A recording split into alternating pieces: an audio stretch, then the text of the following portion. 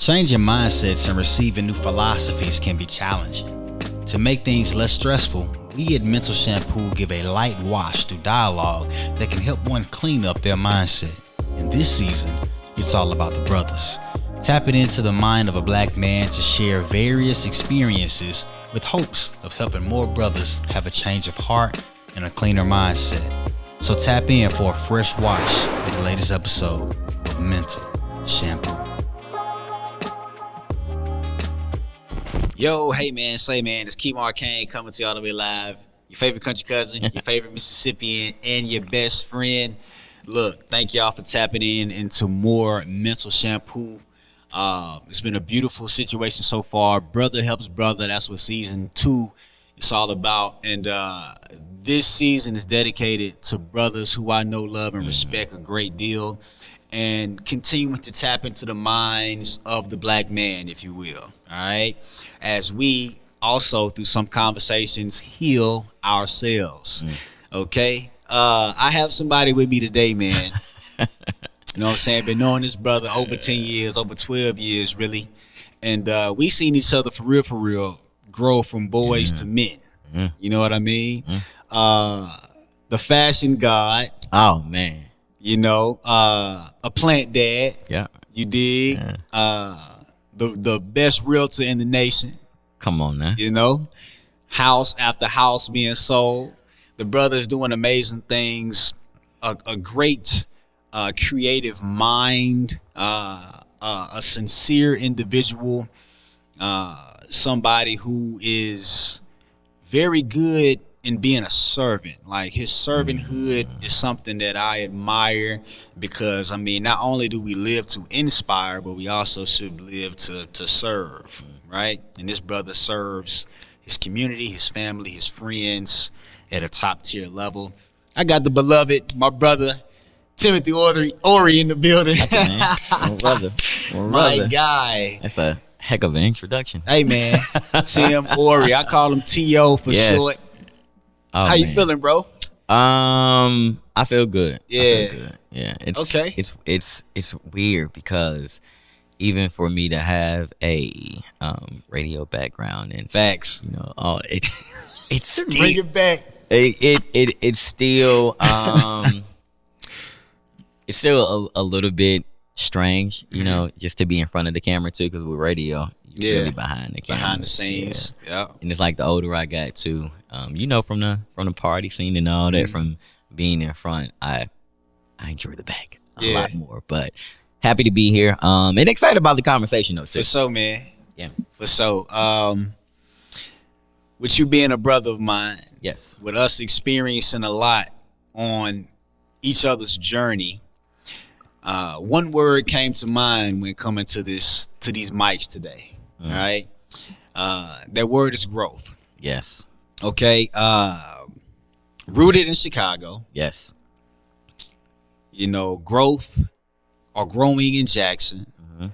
Blossomed in Atlanta. Yes. Okay. That's a bar. And goddamn squeezing the fruits of your labor. Yes. In Jackson. Yeah. Right? Yeah. Does that sound correct? Yeah, it does. So let's take it back to Chi City. Okay. Born, bred. Yep. Chicago is where you were born. Yes. Spent a lot of your adolescence. Yes. Raised by your grandfather and grandmother, correct?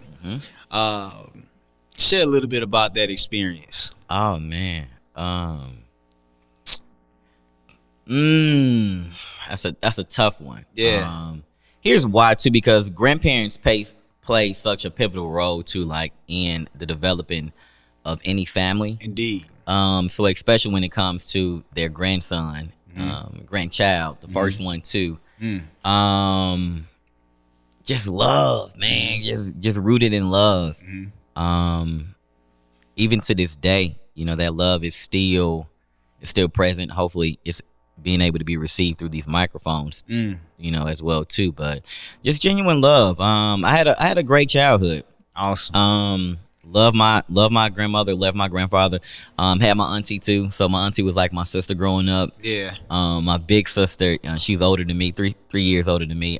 So it was a beautiful thing, man. I love Chicago. I love the friends that I was able to spend time with from elementary to preschool to middle school until I transitioned to Mississippi. But growing up in Chicago was just a different experience, man. Growing up in a big city, being able to go to Cubs games, White Sox game when I was younger, being able to experience the Bulls back then. Whew, okay. It was cool because and this is actually I don't even know if I ever touched on this with you before, but like my grandfather, he was not like your traditional grandfather in a sense, right? Okay. He was into technology before technology was really a thing because he worked for AT&T. Yeah. Right. So, crazy enough, he met my grandmother. I know I'm going a little bit off tangent, but he met my grandmother. He came to install like her cable lines or something like that, which is crazy. But okay, nonetheless, he worked for AT&T for years, so he was always into technology. So even back then, he was real big into like computers, even in game systems too. Like he still to this day he plays video games. Right, that's cool. So Twitter will kind of Twitter couldn't use their. If you play the game thing, you ain't no real man. Yeah. Gotta think. But even back then, he was always into like phones and speakers. So I believe like my love for a lot of things were birthed back then, even like with technology and just being in the know with communications too. I think it was really birthed from him.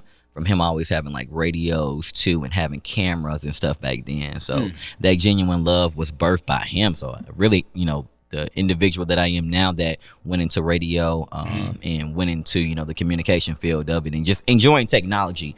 I got that at a young age. That says a lot, actually. Yeah, that was cool. That says a whole lot. One, you have an example, right, if you will, to lean on and mold yourself with. Yes.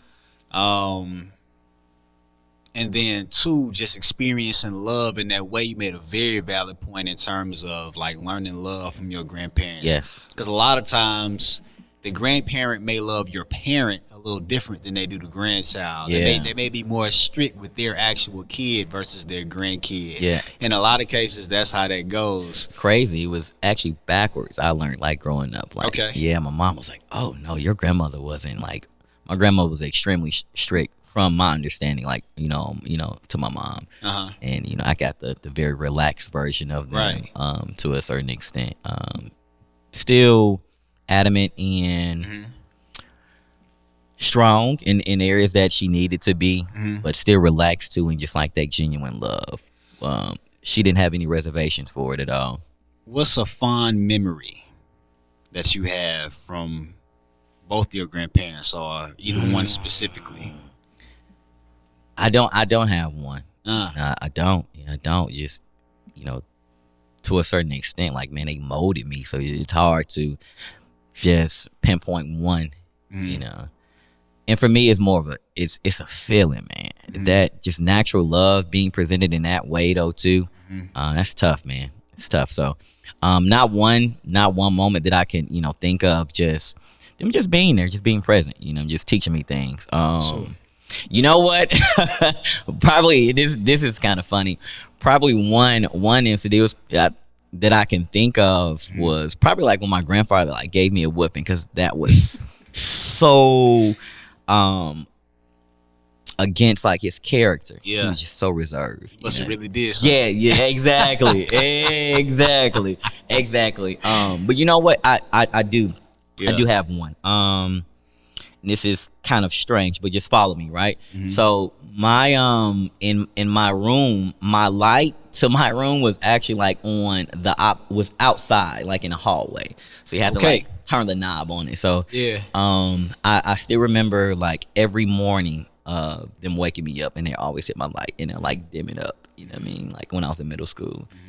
And just that memory of just like them like, all right, come on now, time to get up. Yeah, time to get up. You know what I mean? Like those small things too. Yeah. But it's rooted in love though too, because they're getting ready for work as well too. They're preparing breakfast. So just that sense of nostalgia. Something I'll never forget. Just seeing the light and them dimming it, gently. So wasn't just like, wake up, little boy. Yeah. You know what I mean? Just very mild. Like, all right, Tim, come on. And Wake up, not it's time for and, school. and I thought about this. Correct me if I'm wrong, but not only preparing you to wake up and get ready to eat breakfast and everything, but in a way, because you said them getting ready for work, Yeah, them like being an example and showing and preparing you for life as well, absolutely, right? absolutely, Because absolutely. here's one thing that I've learned throughout my different reflections. Like, if we're blessed with life long enough, we'll be adults much longer than we are children. Yes. But the beautiful thing about it, oftentimes, it's that inner child that saves the adult. Mm. Now, with you having the success in real estate, right? What you have been afforded to do, or the opportunity to do, is to go back to Chicago and kind of create new memories from moments with your grandfather, with the Cubs games and different games like you mentioned earlier on, right? Yep. I find that's what a lot of us young adults and adults tend to do. We try to recreate or create in a new way, if you will, childhood memories. Absolutely. So even kind of fast forwarding a little bit before we step into Jackson in the ATL, when you're attending those games now, are you in the adult space, Tim, or or are you in the child space, Tim? Both. Both. Yeah, because the child space, the child space is just the gratitude of being able to be present too. And the adult space is being able to give that genuine love back and to honor this man. Ooh. You know, that helped put me in this position too. That's heavy. And he deserves it. You know what I mean? Like they deserve it. You know, so just being in that position of saying like, you know what, nah, this what we gonna do. Yeah. It's not even this what we may do. It's like, nah, this what we gonna do. Yeah. And like, I'm gonna show you this. You know, I want you to experience this.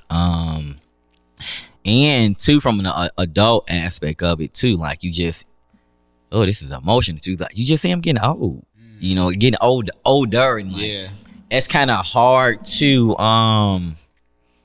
like, you don't really see it. You see it, but you feel it more than you see it. Facts. Because you realize you have more of a grasp like on reality and time. And like time is something we don't really, it's not guaranteed, right? So, you know, to see him be a little bit less mobile or less agile, you know, you really don't want to take things for granted too. So, you know what you saying that, I was having a conversation recently about my grandmother with a friend of mine, and I was mentioning to them, like, I was able to see my grandmother passed away in 2017 at the age of 102. That's beautiful. Right? Beautiful. Seen a whole lot of life. Yeah. Right? I seen her go from like the healthiest she could be, walking on her own and everything, to transition into a cane, to transition into a walker, to transition into a wheelchair, to being bedridden until she checked out.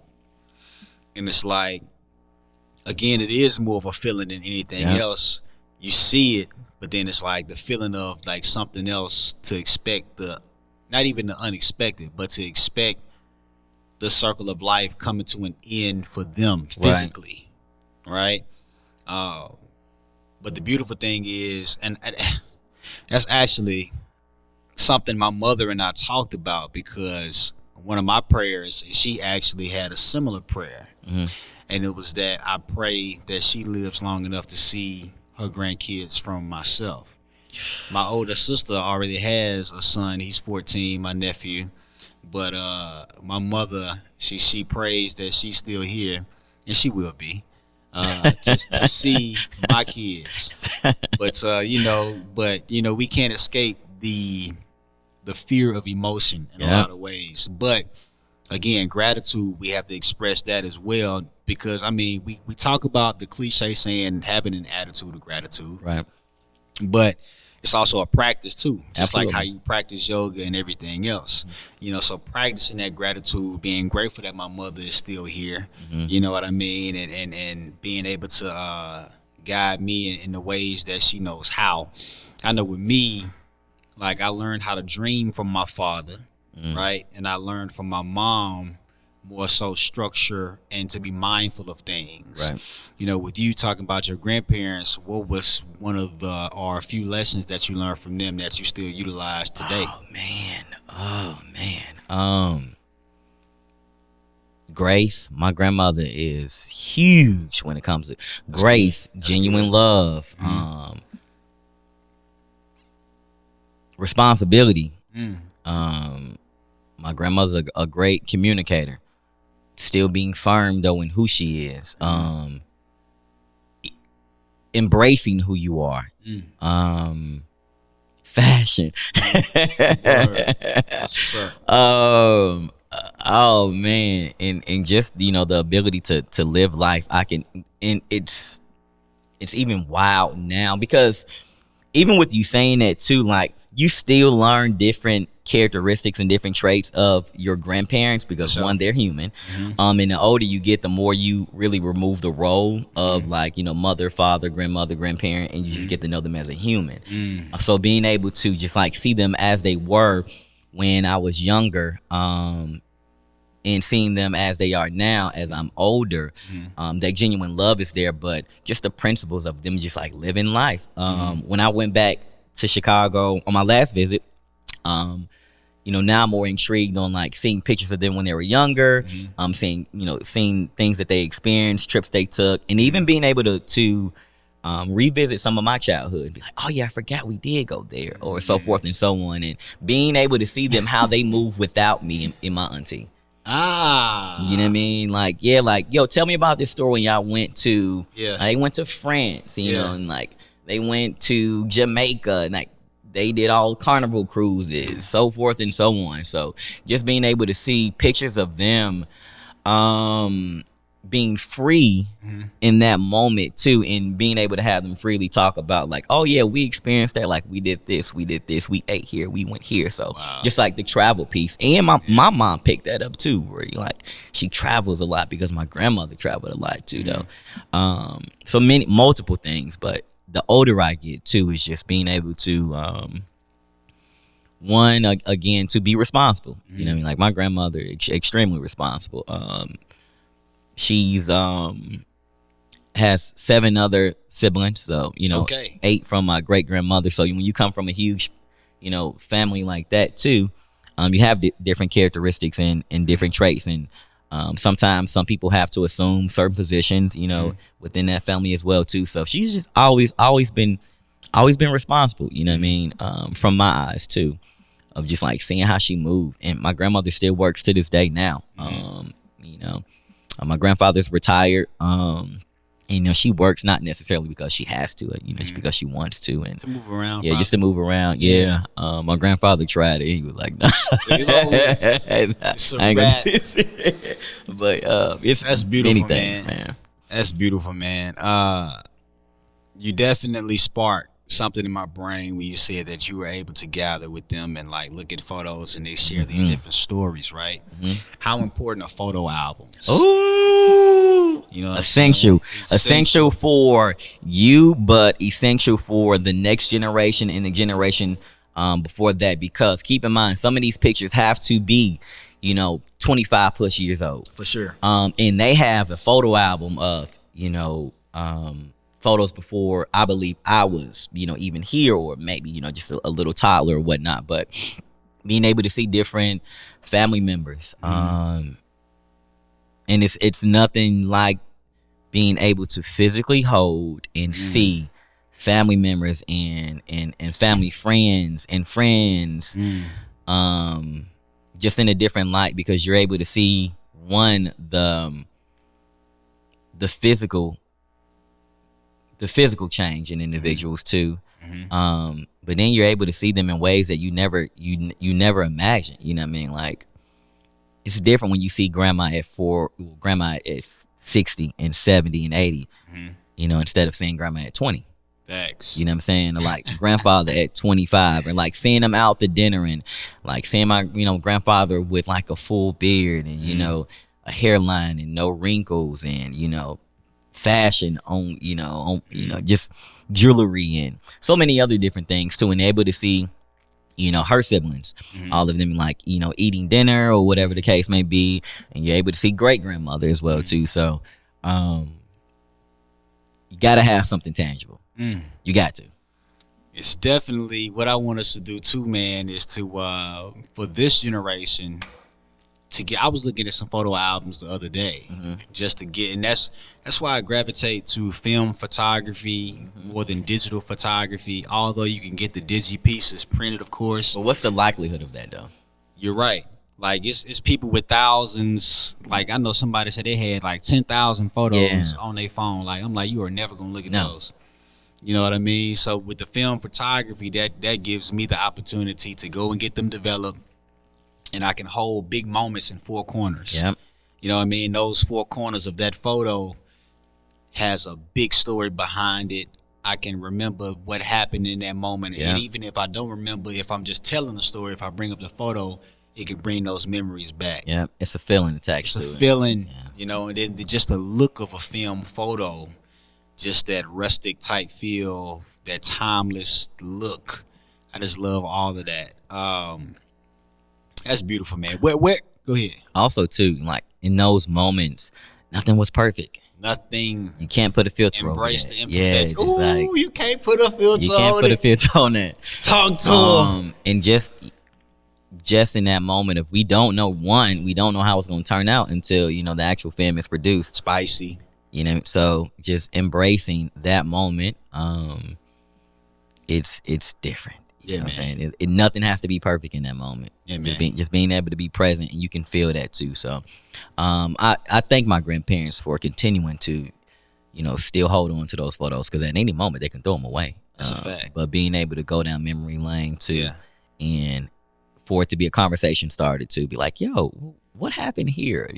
Or like, when did you guys take me here? Or, I don't remember that. So, it's a beautiful thing. That's lovely, man. One last thing before we transition. Yes. Because I really am enjoying the grandparent conversation. Me too. My heart, man.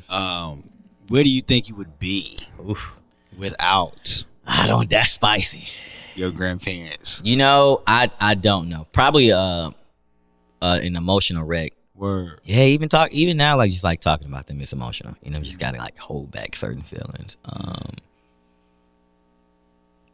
When that's your foundation, man, that's tough. To lose your foundation, and they provided you with your necessarily nutrients at such a young age. Like, that's hard, man. That's hard. Yeah, nutrients. That's the perfect word for that. My grandmother, man, she definitely, I think you mentioned grace. Yeah. My grandmother showed a lot of grace to a lot of people. She housed a lot of my family growing up. Everybody grew up in the house that I grew up in, damn near. And that house, my grandfather was a carpenter. I never met him. He passed before I was born, but he's responsible for quite a few churches and homes in Natchez, and built the home that, I grew up in. It was first built in, I want to say, 1939, 1940 or something like that, and had two major renovations. My mother did the last renovation back in 2002, 2003, something like that. But yeah, like that is definitely, I get a lot of my positive attitude from my grandmother, because she never let anything stress her out. She always talked about praying. Like now I have my routine where I'm in meditation heavy. And that stems from me being an active kid, if you will, and her saying, boy, go sit down and pray somewhere. And so when I feel like, and honestly, I hear that voice when I'm doing too much in my adulthood, I can literally hear her be like, boy, go sit down and pray somewhere. And it's like, hearing that, it was irritating growing up, but hearing that as an adult, it's like, nah, boy, go sit down. Yeah, it hit different. You know what I'm saying? Stillness is the way. Different. Jackson, Mississippi. Yeah. You're what, 13, 14? Oh, man. Yeah. This is a big transition in a young man's life. Yeah. Leaving your grandparents, reuniting with your mother. What, your 8th grade? Yeah, 9th grade? 9th grade. Yeah. You know, high school is already a monster. And oh, man. Listen, that's a different feeling, That's y'all. a different feeling, bro. So, if you would talk about that transition from Chicago to Jackson, living with your mom now, and then experiencing totally different school system, probably a whole different set of people. Yes, because Chicago, I'm sure that there were a lot of different opportunities and programs at the schools that you were in versus here. Yeah, right. Yeah. And two, more than not say more than anything, but just like leaving my family in Chicago and leaving my friends in Chicago. Keep in mind too, that's a big one. High school is such a weird time frame because you're starting to develop into a young teen, and you've already somewhat kind of have an idea of who you are to an extent, right? Because like in middle school, you have your friends, so you create these memories, and you guys are like, oh man, like we're going to high school, we gonna do this, we gonna talk to girls, we gonna play sports, we're gonna have more freedom, and it's like, nope, give me that. Yeah, we shipping you. You know what I'm saying? For lack of better words. So that was tough. I honestly didn't want to leave Chicago at all. What made you leave? I mean, why did you have to leave Chicago if it wasn't a choice? You know, so now that I'm older and I understand it, it was timing and positioning. It was the time where my mom was just more, she had a stronger foundation. She had a stronger foundation, and that was the perfect time for me to move. Because you don't want to transition a child when he's in middle school, and you really don't want to do it like towards, their 11th to 12th grade year, right? You know as well too. So I think, and then after college, it's like, what's the point? It was the point, yeah. So I think it was timing. It was perfect timing. My mom actually had just like, she brought her first house, nice. Like right before I moved down here as well too. So she had a better foundation. So those are conversations that my grandmother and my mother were having that I didn't know. I shouldn't have been aware of. Right, I'm a child. I stay in a child's place. That's not common these days. But when they position it to me, I wasn't elated. I'll be honest, because I was looking forward towards going to high school in Chicago. Here's why. So one, my auntie who would have been a senior at that standpoint, I would have been a freshman, so I would have been able to experience high school with her. And it's kind of raw because everyone knows her in high school. I can not necessarily hang out with her friends, but I can be introduced to smoother transition, and into like they had siblings as well too. I'll be able to connect with them. Ironically, my boys that we all went to middle school with, and some of them that I went to elementary school with, we were actually going to be parting ways, going to different high schools, because where I stayed, I was in another district. So we all went to like the same elementary, same middle school, so forth and so on. But when high school came, we were all going to transition. So they ended up going to Thornwood, and I would have to go to Hillcrest. So he's like, oh man. But there was a little bit in me that was like, I still can go to Thornwood, but it wasn't gonna happen. None of that was in the cards. So transition to Mississippi, which to an extent was still a beautiful thing, right? Because my family is rooted in Mississippi, right? Like, this is the birthplace of us. So majority of my family was here in Mississippi too, like my cousins. And keep in mind too, I was still coming to Mississippi in the summer sometimes. Like holidays, I'll come down here, kicking with my cousins, and having a big family. You love to see your family and whatnot. So you still had, you still had the base here. But I wanted to finish everything out in Chicago. But transitioning to here was different, because you move here and you don't have friends, and you have family members, but all family members too aren't the same age as I.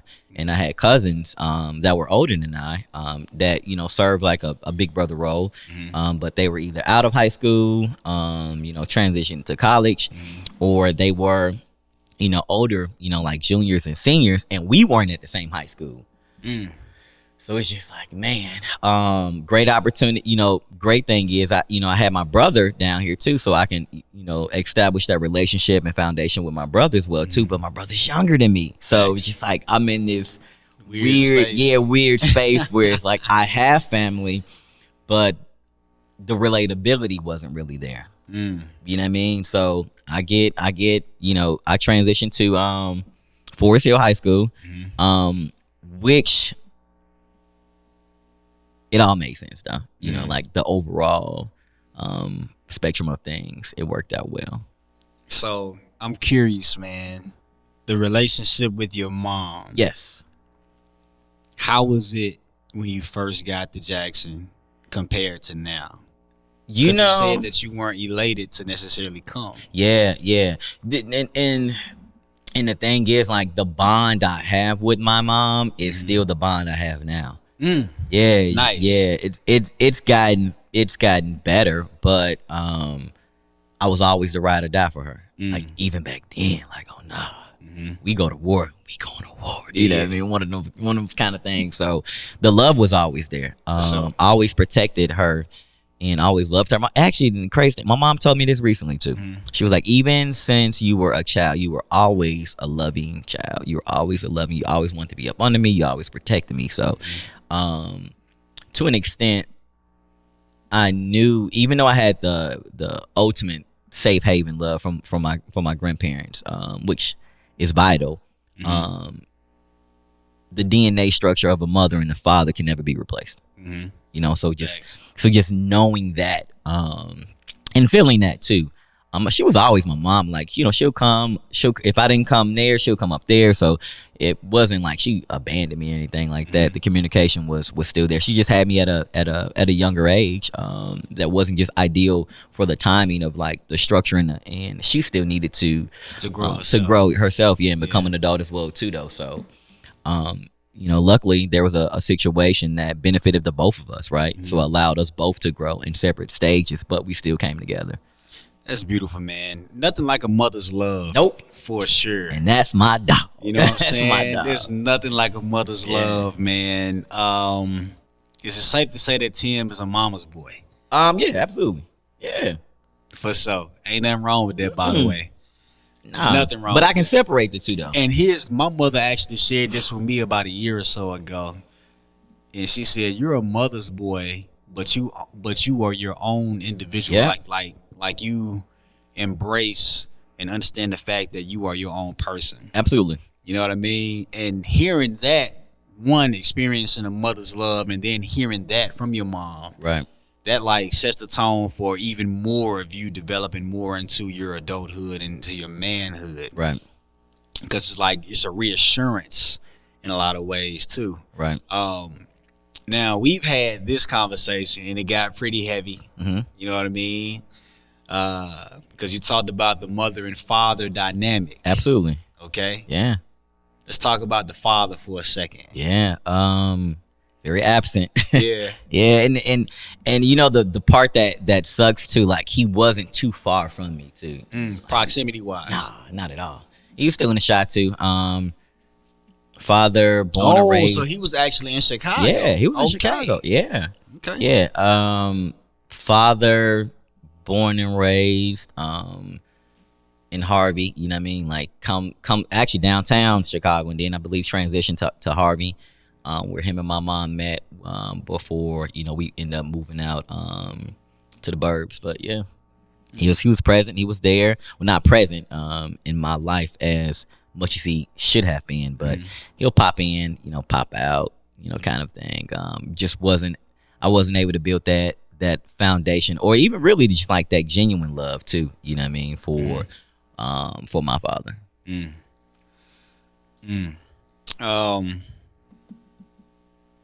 What is one thing that you would like to hear from your dad, or what is one thing that you would like to express to your father that you haven't?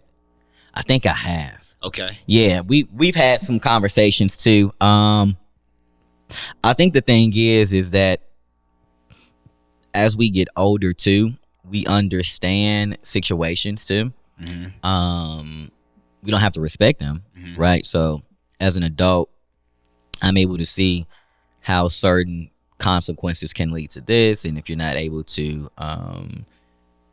if you're not in the mind frame of being responsible enough to handle certain situations, I can see how it can be a demise to an individual. But we've had conversation in reference to, you know, like his inability to be present, and his mind frame around then, and like what he was internally battling, and I understand it, but it's still not an excuse for me though. Big facts. Yeah, like, you know, I get it. Things happen too. Yet effort is important. Effort is important. That's a tweet. Man. So rooted in Chicago. Yes. Grew in Jackson. Blossomed in the A. Forever I love Atlanta. Forever I love Atlanta. Forever I love Atlanta. Atlanta will always, I can speak for both of us, I know that Atlanta will always have a special place in both of our hearts. One, what was the reason behind going to Atlanta? All right, so this is good. Always wanted to get to Atlanta. Yeah. Always. Always wanted to get to Atlanta. It was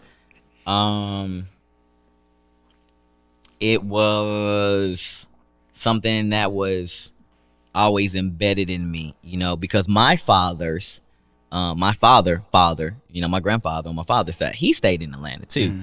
And I remember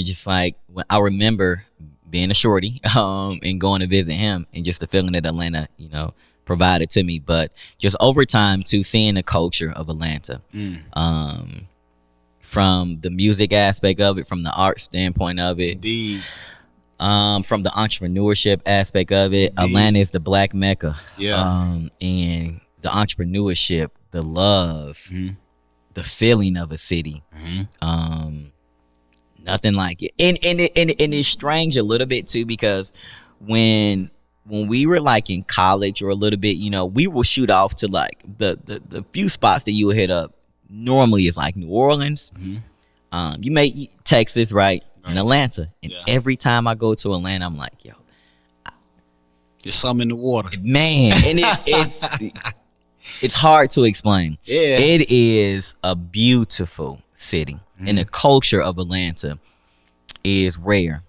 It's really rare and can't be duplicated. No, and it's created by us though too. Facts. You know what I mean? Like, so we're the special ingredients in that water. I don't know what that ingredient is, but Atlanta is a beautiful place, and it was a safe haven for me. When I visited there, there's so many different crowds in Atlanta, right? Like it fit the mold of essentially like who I am.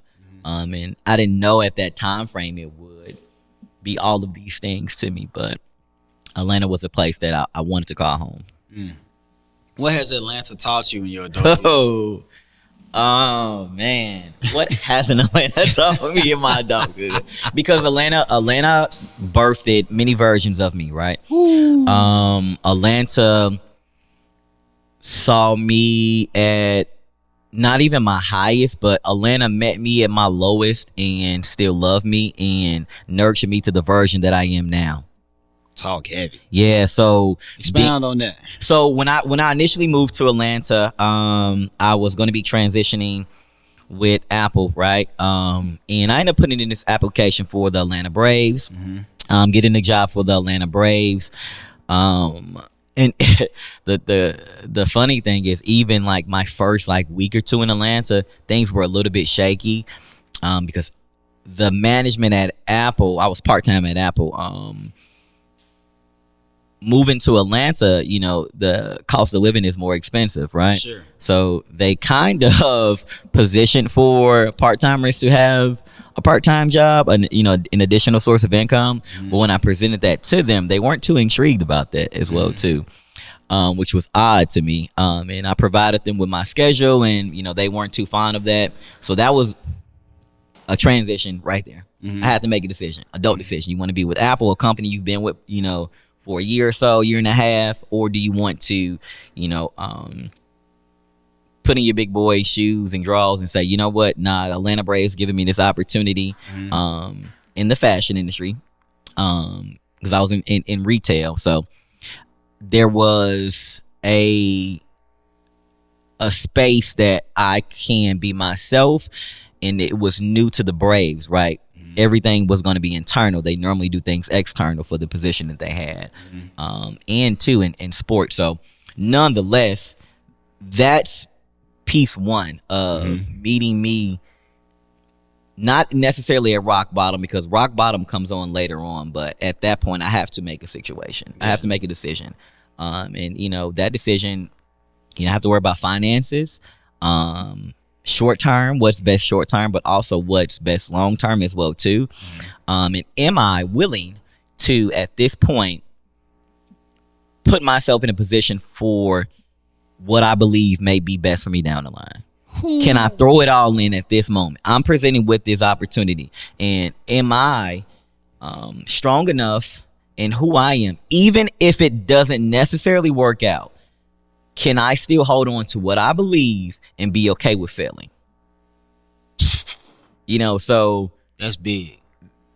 That was the first week of me being in Atlanta. Where it's like, all right, what you got? What you gonna do? This is what you got to work with. This is good that you have to work with. Oh, bro. Yeah. So you, rock bottom. Yeah, man. Define what you believe to be rock bottom. Being placed in a different room that you're not familiar with, and being placed in a different environment where everything is taken away from you that you feel should be guaranteed to you, but it's not. Whoo! Yeah. It's like, nah, this, you thought you know, this came to you, or that this is guaranteed. Nothing is guaranteed out here. So that team. Atlanta made me dig deep down in myself and say, if I remove all of these things around you, right, who are you? And can you survive? You're like, what you gonna do now when everything's on you? When you're down to your bottom, when you know, financially you're not in the best position, when your relationship may not be in the best position, when you have no transportation. You know, what you're gonna do is get down and lay down. You know, like how do you react to that? Who is Tim? Yeah, that's a good question. A servant at first, a servant, a loving, caring individual that sees not necessarily what people see in him. An individual that loves to learn and experience new things. That loves freedom, that loves to create. I'm still trying to define that too, though. You know, like, I think we forever will, though. Yeah, for sure. Yeah, I think we have an idea because you have to know your identity. We have an idea of who we are and what we stand for, right? Sure. But we continue to write as we grow. Of like, yo, I'm this, you know, like I'm that, because I can hit you with the titles of like I'm this, but the titles don't mean anything, right? No. Just like deep inside, I'm an individual that wants to receive love, and I want to give love. Yeah, that's beautiful, man. Confidence. Yes. Where? Because you're a confident guy, man. Where does your confidence stem from, and how do you continue to water or nurture your confidence? High school. Talk about it. So one, the confidence, I didn't have too much confidence actually in middle school. I had enough, right? But I was rooted in what I loved, meaning like music. You know, used to rap back then. And used to dance back then. And like when you grow up in Chicago, music is a big influence, but dancing is even bigger, right? Oh yeah. Just footwork and juking is the thing there. So I had to. I saw the confidence in when the radio stations used to come to the school and they'd be like, "Yo, who can footwork?" Or like when you go to the middle school, not when you go to middle school, but when you go to the skating rink, you know, like back then. dancing was the thing. We did not go to the skating ring to skate. Went to dance. Okay. You know what I mean? So that was the highlight on the weekend. It's like, oh, nah. Like, oh, you skating? We may skate maybe for 10, 15 minutes. But normally, you know, we going in, we battling, we juking. You know, we footworking. So that confidence was present back then. But I couldn't unlock it, though. I was still afraid. You know, afraid of like perception and what people would think. And I wasn't the best dancer. So I was still hiding behind the version of me, you know, that wanted to come out. That's deep. So like after I tried and, you know, I got laughed at, you know, a little bit when I used to dance because I wasn't like the best dancer. We had some really good dancers in Chicago. So it's like, if you didn't really have the ability to smoke somebody, you know how the culture is. We're gonna talk about you. So, but still being able to be like, you know what, I'm gonna get out here and I'm gonna try to do my thing. And even the individuals that I was around though too, we were all still secure enough, and enough because we still didn't understand, I believe, the true concept of like confidence, right? Because a little bit of is arrogance too. Some of it is like just wanting to show off, you know, middle school, wanting some attention. But all of that is still capsulated in just like your ability, because your ability of loving the culture. You know what I mean? Like we love the culture, we love music, we love dance. And that was like from the artists that we looked up to the artists we looked up to the, you know, individuals that we saw on TV and whatnot, to the feeling that they made us feel. So we appreciated the art of it though. So it started in middle school, but it came out the bottom in high school because at that point too, like I'm transitioning to a place where I don't know anyone. You know what I mean? So it's like, well, look, if I can be anybody, I have to be me, and I got to stand on that. And I got to stand on it. So that's where it started, and it started in fashion. Yeah. Woo! Started in fashion. I was gonna say, what was that moment or that breakout where you felt like your most or you felt like, okay, now I'm really stepping into 10th grade year. 10th grade year. Yeah. Also, too, kudos to my mom, because my mom always made sure I was fly. Yeah. My mom always made sure I was fly. And even, you know what, let me take that back. Really, my mom.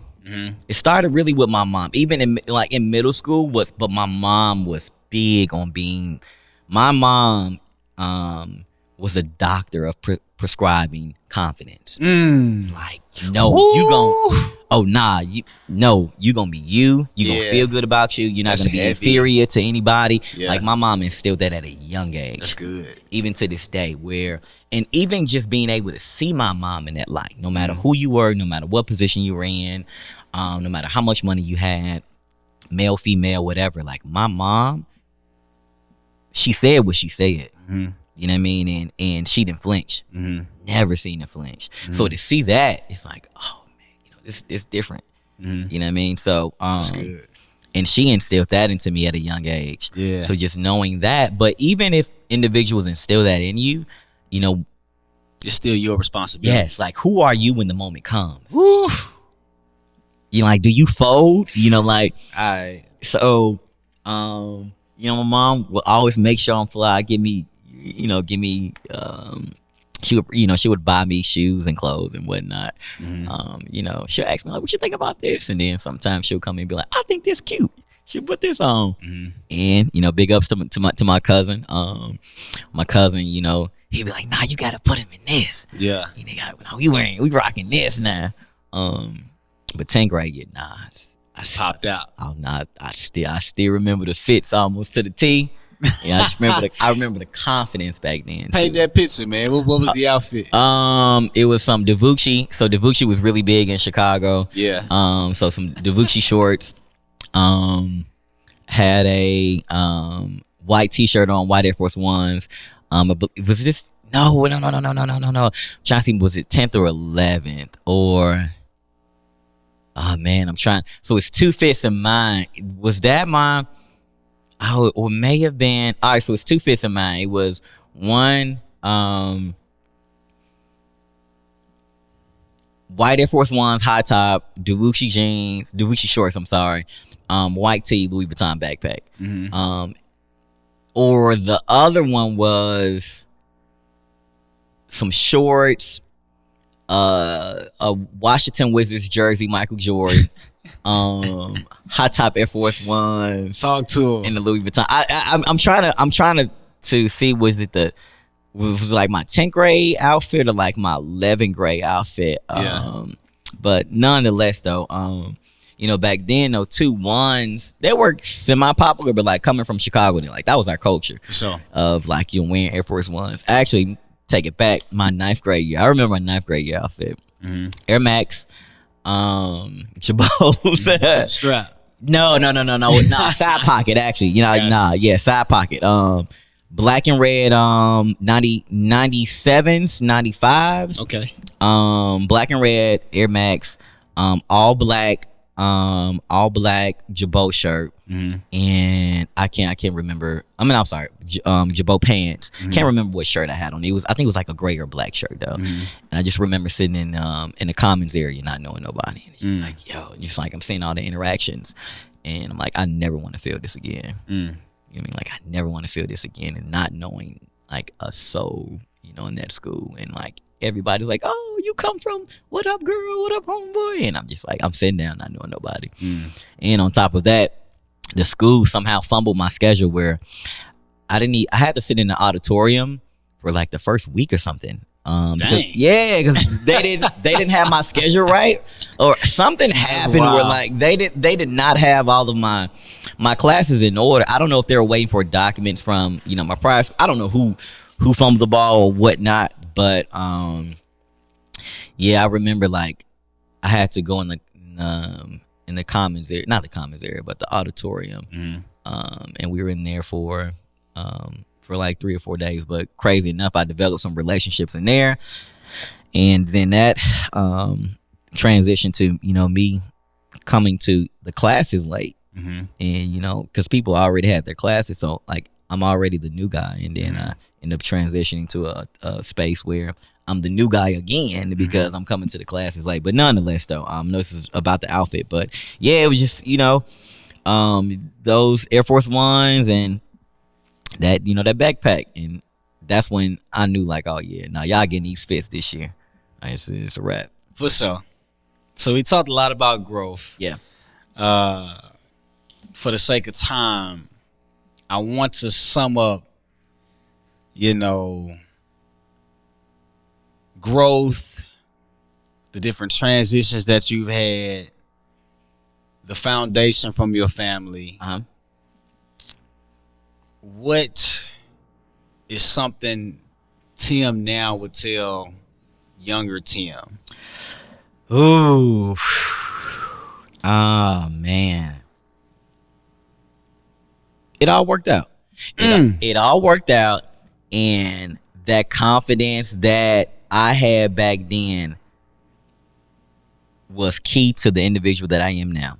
Being able, and I had a conversation with someone that I'm so glad I was able to find me in high school when it wasn't popular. When I was able to take risk with fashion, when I was able to rap, when I was able to dance, in an era that wasn't always highlighted due to social media, when it was just me expressing myself and finding myself, because I had the confidence enough to do it then. And in high school, that's hard for some kids. For sure. You know, so that version of me, he saved my life. You know what I mean? Because if I didn't have the confidence to do that then, I wouldn't dare have the confidence to do stuff now. Where does Tim see him? Where would Tim like to see himself? A better question. No. How do I want to say this? Paint this picture beautifully, really as you always do. As you always do. Come on now. You Picasso with because it. Man, your story is beautiful, man, and you know, I've actually learned a lot sitting here now, in addition to all the other conversations that we've had over the years. But what helps Tim to continue to grow? Oh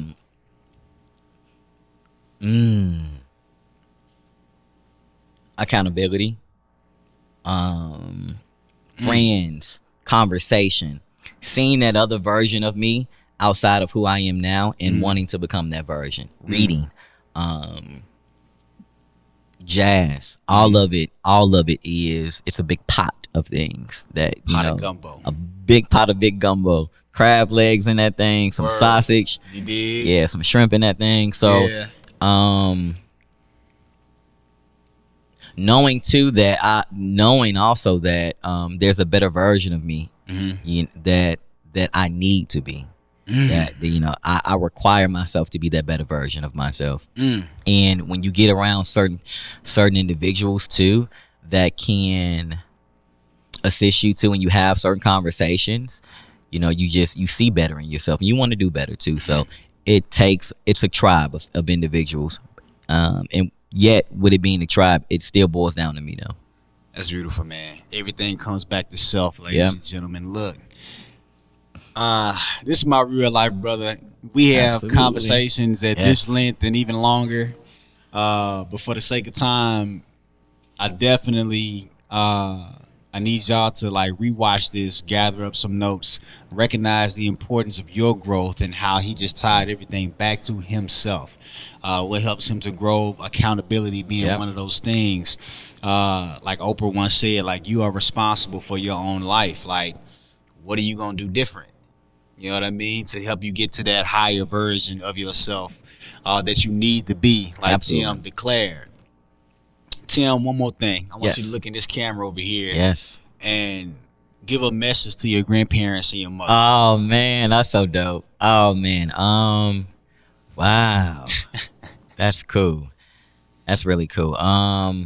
One, thank you for life. Thank you for being able to provide a foundation for me. Thank you for allowing me to be me and to find myself, but also loving me through my phases. Thank you for continuing to be you, because for you to continue to be you and for you to continue to grow, you help me grow as well too. Thank you for genuine love. Thank you for support. Man. Just the love and support is really enough, because when it all boils down to it, that's all we want to be is love, and all we want to be is supported. So thank you for being able to mold me into the individual that I am now, and I am forever indebted to you three for that. To my mom, man, my rock, my supporter, Yeah, man. my entrepreneur, man. my mentor, my best friend. I can't thank you enough for everything that you've done and everything you continue to do too. My business partner, you know what I mean? That's my tribe, big tribe. So I know I have not said that so profoundly, but the love is there and they know it though, because I show it. That's blessed. That's beautiful, man. Blessings to the family. Blessings to you, bro. Blessings, my Peace brother. and blessings. Yes, sir. Love and respect. Yes. This is my brother from another man, Timothy Orey, T.O. for short. You just tapped into another experience of Mental Shampoo. It's Keep Arcane coming to you all the way live. Your favorite country cousin, your favorite Mississippian, and your best friend. Look, rewind this, recognize the importance of family, recognize the importance of building oneself off of the foundation that you've been gifted with, recognize the importance of family, recognize the importance of growth as we just went through, and maintain and remain sane. It's Kane.